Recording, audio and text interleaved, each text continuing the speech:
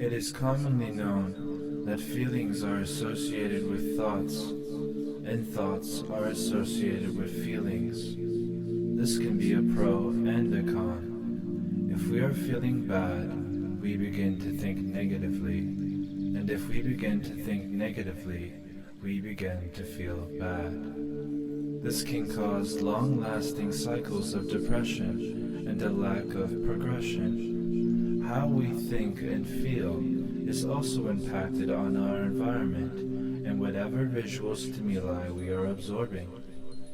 Not only are we what we eat, but we are also what we absorb. Now that we have this understood, let us bring in the importance of spirituality and why all human beings may benefit from this practice.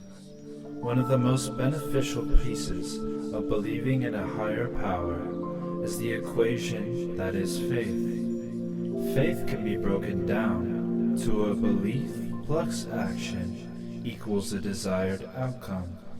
A basic example of this is, I believe if I work out at the gym daily, I will lose weight. Or, I believe if I show compassion in all situations, I will gain a peaceful heart, as well as wisdom. Most religions are extremely detailed in their descriptions, histories, and moral standards. They are complex, yet simple at the same time. It is our belief that God is simply love, and His Son Jesus was an extension of Him in human form, to help instruct humanity to live in a way that would optimize personal fulfillment as well as fulfillment for the whole of mankind. I do not believe that God ever instructed His people to murder in His name, or to act like they were above the rest. I believe God designed us to enjoy life, and the teachings of Jesus are simply the instruction. It is possible that mankind requires the idea or concept of God, that He or the ideas that make up Him are what are needed to stabilize humanity and keep it progressing in a forward manner. God is the stabilizer or missing link needed for us to finally have a floor to stand on. One does not need to attend church or pay any money to have a relationship with God. God is in you and always with you wherever you go. My theory is our brain is designed to interact in a beneficial way with the Bible and Jesus' teachings. I will break these beliefs down and their effects in the following section. Let us take a second and look at the amazing random set of occurrences that makes up all of existence.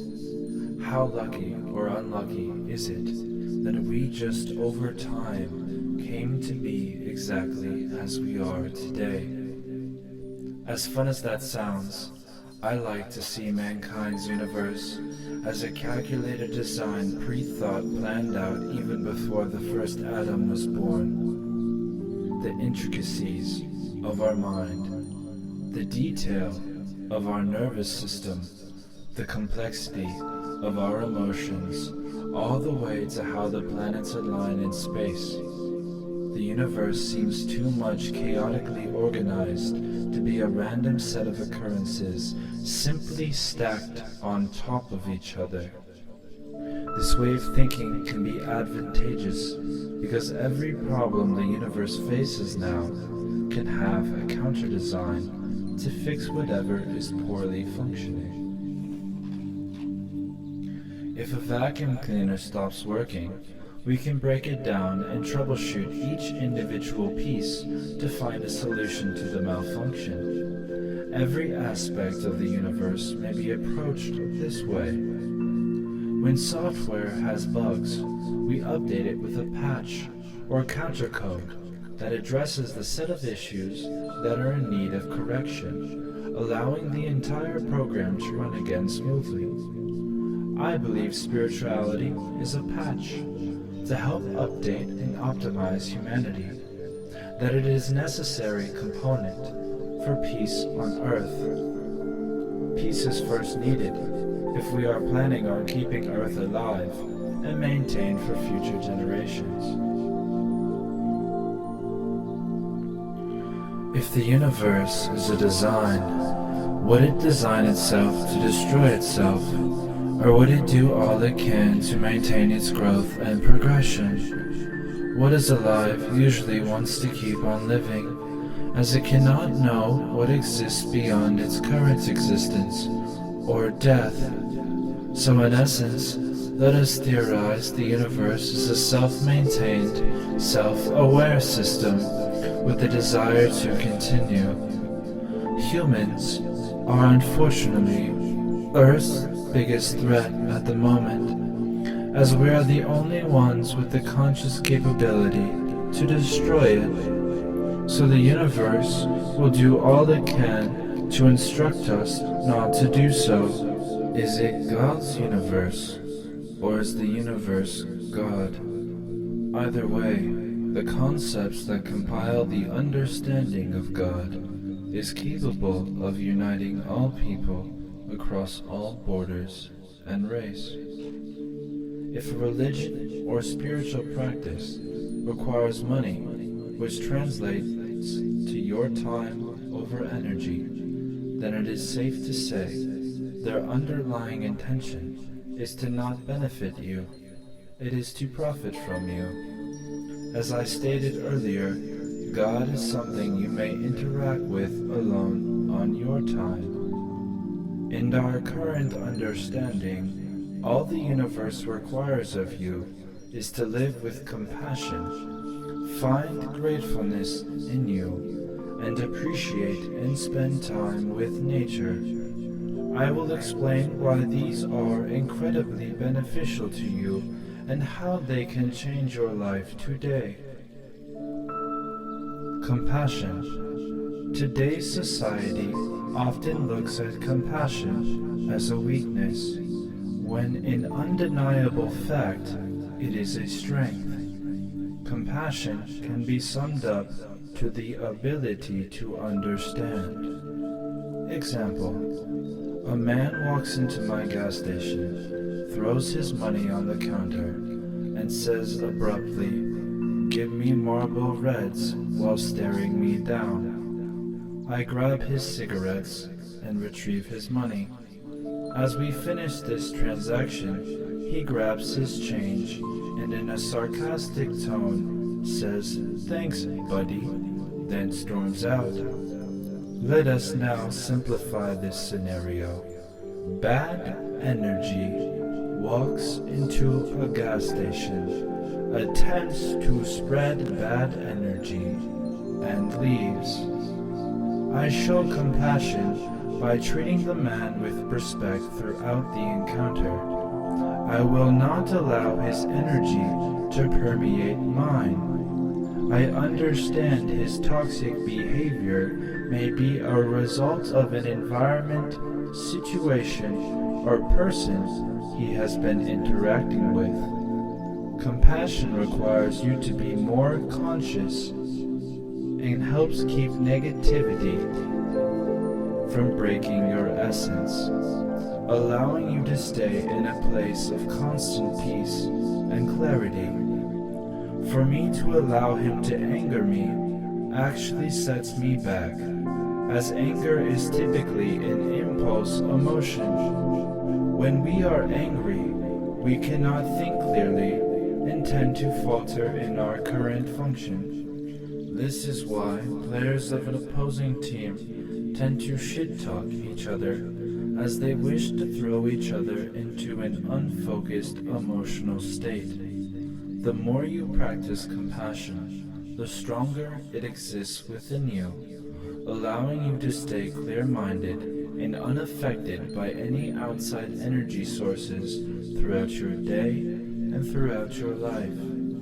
When we judge someone, we are typically making an overall assumption based off of a single or series of actions, or how they may look. We never go into detail of how or why they are the way they are, or weigh in all potential factors that played a part into their current actions or appearance. So in summary, judgment is another less conscious shortcut. Staying compassionate is not about the other person so much as it is a tool for us to stay happy and healthy so that we may prosper. Engaging in the spreading of anger and hate never ends well for anyone involved. The more we practice compassion, which stems from love, the more love we hold in our hearts, allowing to carry that wherever we go, allowing us to enjoy life. Never allow someone else to rob you of your moment. Being grateful. This concept is something that goes against the current set standard of the day. We are taught by society to believe bigger or more is better and will fulfill us. However, this belief or faith will never fulfill us or bring us any peace. It is simply against our design. We hear about and witness depressed, rich, successful people all the time. We can deduce from this trend that money or more material possessions have no long-term effect on how we feel inside at all. If more does not interact with our happiness, then what is the true process of feeling happy in our moments? Our current answer to this is being grateful.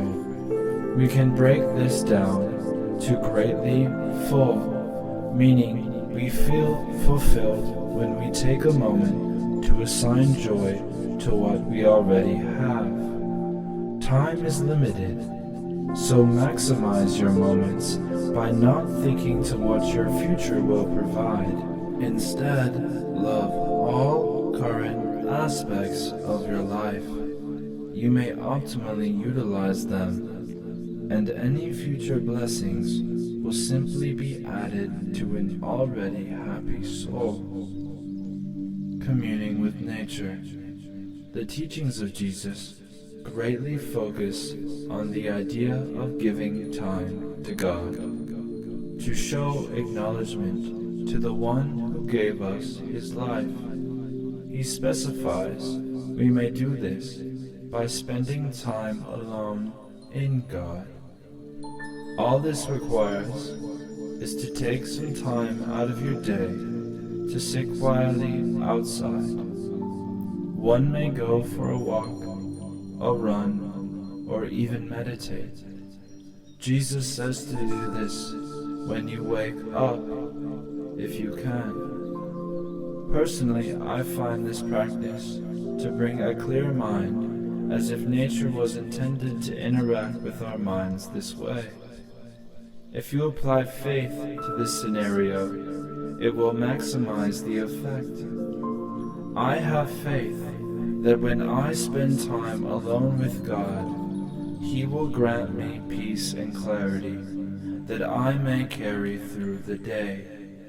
God will bestow love on you in trade of your offering of time. All in all, finding pathways to peace and clarity and joy are necessities if we are to get the most out of life.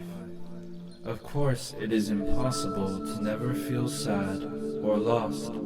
Sometimes the scenarios that produce loss of hope are designed to strengthen your faith and ultimately make you stronger. Peace is neutral, and when we find this in ourselves, we may make the best decisions that are more focused and thought out. When we do this, our life takes a more foundation path. When we are in peace, we are more likely to spend time and spread peace, and it is only in peace that humanity may truly start to move forward. The science of the Spirit is not a necessary one, but a beneficial one. Is it designed to enslave the masses or bring them together? Either way, the teachings of Jesus, when put into practice, can truly change and benefit your life. We recommend you begin and try it for yourself. To have faith now, today.